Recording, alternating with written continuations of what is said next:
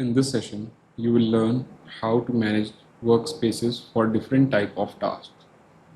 In AutoCAD, a workspace defines task-oriented drawing environment. It controls the display of ribbon, toolbar, menus, and palettes. The AutoCAD comes with the three predefined workspaces: drafting and annotation for 2D drawing, 3D basics for simple 3D tasks, 3D modeling for advanced 3D design. Switch between the workspaces.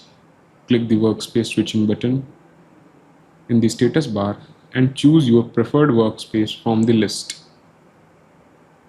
By clicking on the 3D basics, you will get the tools for simple 3D tasks.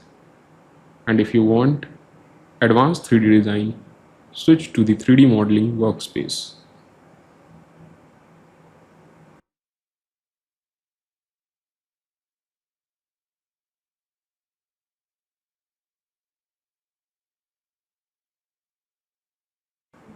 You can create your own custom workspace.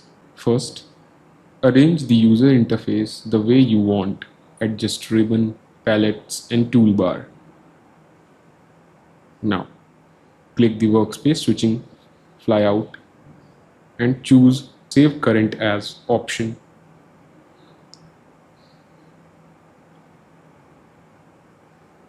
Give your workspace a meaningful name such as Workspace 1 or W1 and click on Save button.